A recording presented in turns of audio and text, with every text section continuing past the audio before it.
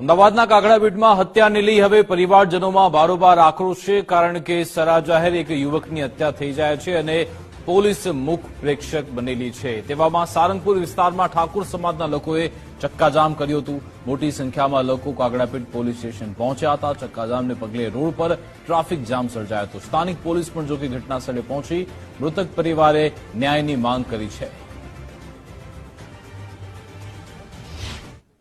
ગત રાતે 11 વાગે આ બનાવ બન્યો હતો। અલ્પેશ ઠાકોર અમારો સમાજનો કાર્યકર્તા હતો અને અગાઉ પણ 10 દિવસ પહેલા આ જે ન્યુસન્સ ચાલતું દારૂના અડ્ડા ચાલતા એના વિરોધમાં એને પોલીસમાં ફરિયાદ પણ કરેલી હતી। એ જ અદાવત રાખી અને બુટલેગરોએ એના પર જેલો હુમલો કર્યો અને મૃત્યુ પામ્યો છે। અમારી પોલીસની એટલી માંગ છે કે જે અવારનવાર બુટલેગરો જે બેફામ બની રહ્યા છે, તમે જોયું 10 દાડા પહેલા કે 15 દિવસ પહેલા દસાડાની અંદર પીઆઈ ઉપર પણ હુમલો કર્યો અને પણ મૃત્યુ પામ્યા હતા। તો જ્યારે પોલીસ પણ સુરક્ષિત નથી તો આમ પબ્લિક કેવી રીતે સુરક્ષિત રહી શકે?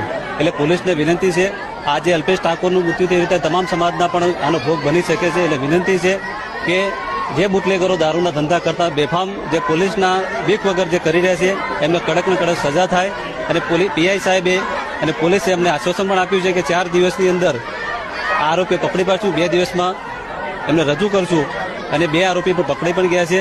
અને પીઆઈ સાહેબે લેખિતમાં રજૂ કર્યું છે એમને કે જ્યાં સુધી હું અહીંયા ચાર્જમાં રહીશ